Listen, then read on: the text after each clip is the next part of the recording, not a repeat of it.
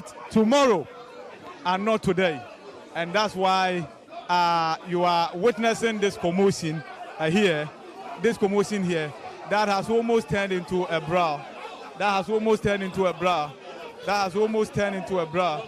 That has almost turned into a brawl. And it's getting quite nasty here. It's getting quite nasty here. It's getting quite nasty here. It's getting quite nasty here. It's getting quite nasty here. And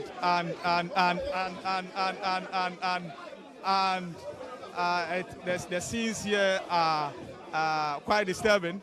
The scenes here are quite disturbing. The scenes here are quite disturbing, I must say.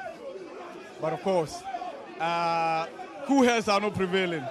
Cool heads are not prevailing. Cool heads are not prevailing. And that's what we are witnessing.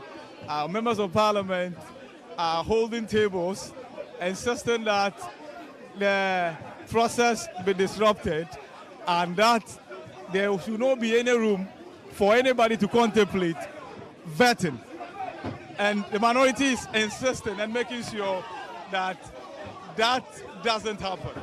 And as you can see, it's a tug of war. It's a tug of war. It's a tug of war here. It's a tug of war here. It's a tug of war here. And if care is not taken, somebody might get injured in the process. Somebody might get injured in the process. Somebody might get injured in the process. Somebody might get injured. In fact, the public address system, the public address system has been destroyed. And Michael Ochilbefi has his temper very high here. Like I said, the public address system, in fact, some of them have actually been destroyed. And even if this ends, I can tell you that tomorrow, this place might not be ready for the exercise to continue. Because in the process, I've seen some of the public address systems here that have been destroyed. And so it's safe to say that even if this exercise is abandoned today, there's no guarantee that this particular place will be ready tomorrow for this exercise to continue. And it's quite chaotic here. It's quite chaotic here. And what you are witnessing is, I can say, it's much more chaotic than what was witnessed about 4 years ago during the election of the speaker. The table has been broken, and the public address system has been destroyed.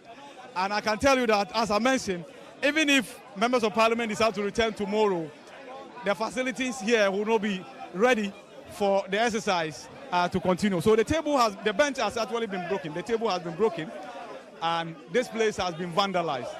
This place has been vandalized. And you hear Frank Anadon Prayer and Co. insisting that they should do it now that the place has been turned upside down. And I can count not less than 1, 2, 3, 4, 5, 6, 7, 8, 9, 10 and more police officers. But of course, the police officers here are ensuring that force is not used. So what they're doing is that they are calming the tempest down and then ensuring that nobody gets hurt, because it's quite chaotic, and in the process somebody might get hurt. And so that's what's happening. There are still engagement. I've seen the majority leader, the minority leader still here. I've seen Collins Dauda, I've seen Dominic Nitu, the majority chief with Roxy Nelson Dafiameko, Samia Uku. I've seen many here who are attempting to explain what each side thinks is the right thing that must be done. But of course, the minority members are having none of that. The tables have been turned. These are scenes that before the 2020 happening on the floor of Parliament. You say you witness these happenings from other parliaments. It happened in 2020, and we thought this will not repeat itself. Well, there's another episode here which is quite much more chaotic than what we witnessed on the 6th and to 7th of January 2020. And so, if you ask me, I can tell you that unless this exercise continues without the public address system, this particular committee room 1 and 2 cannot be ready to either continue the process or even return to the process tomorrow. That's exactly what is happening. And so, yes, if you have just tuned in, what you are witnessing is not a jamboree. What you are witnessing is not a night of power by vandals in Commonwealth Hall. No, this is the same place that ministers that have served in the Fourth Republic, ministers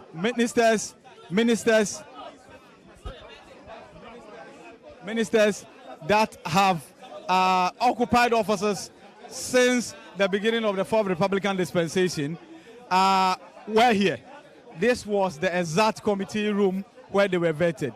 I can report to you that that particular committee room has now been turned upside down because the minority insists that they are no longer able to engage in the process of vetting the nominees of President John Dramani Mahama.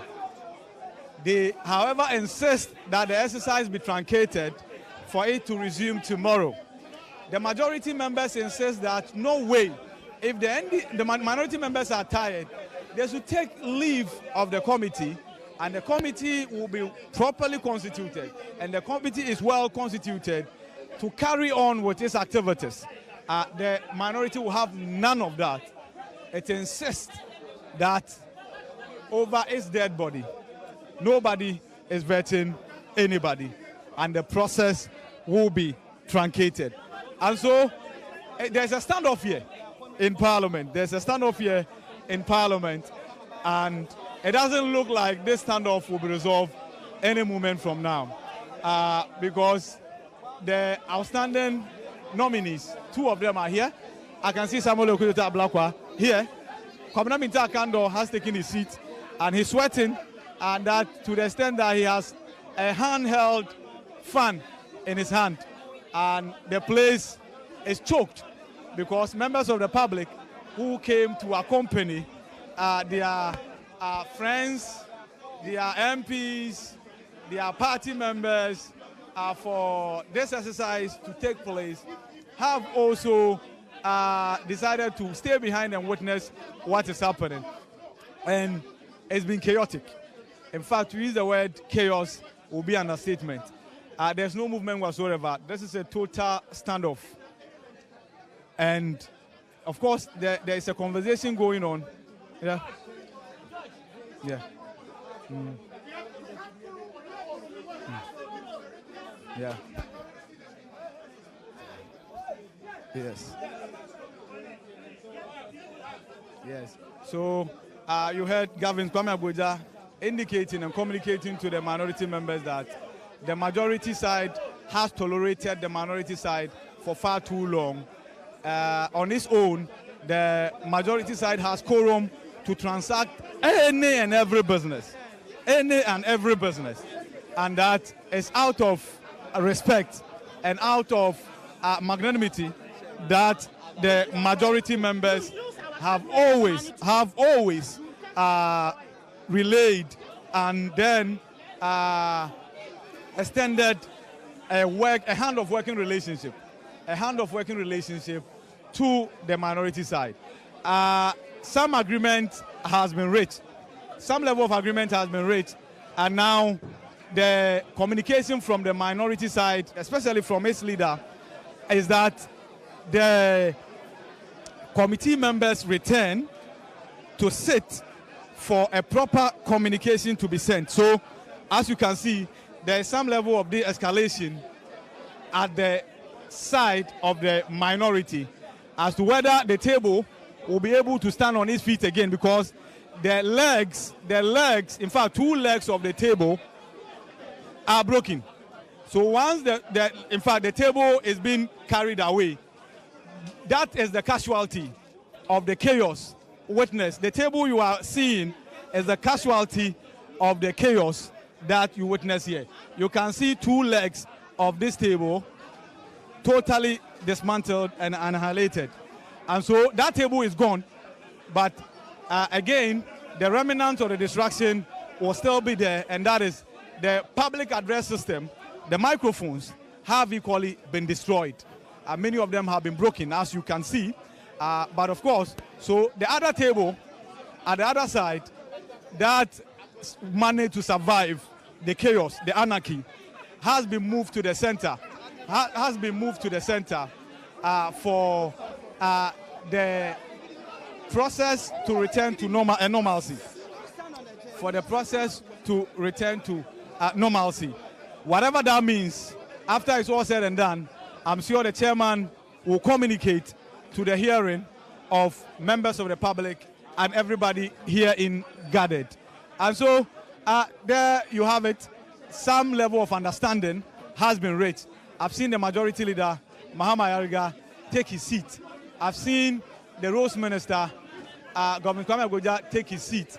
But Collins Dauda is equally engaging the members. I can see that the chairman and the ranking member have both taken their seat. And so there is some semblance of normalcy returned, some semblance of normalcy returned. And so from what we're witnessing, I'm sure the members, especially on the minority side, will sit and then listen to the leadership. Listen to the leadership. And so basically that is what we are witnessing here. There's some semblance of normalcy that has returned. So if the public address system is still functional, which I doubt because many of them had been broken, and I'm talking about the speakers had been broken. And so what is going to happen is that we're going to have Mahama Yariga, the majority leader, attempt speaking directly without using the public address system. Without using the public address system, because the microphones are not working. Because the microphones are not working.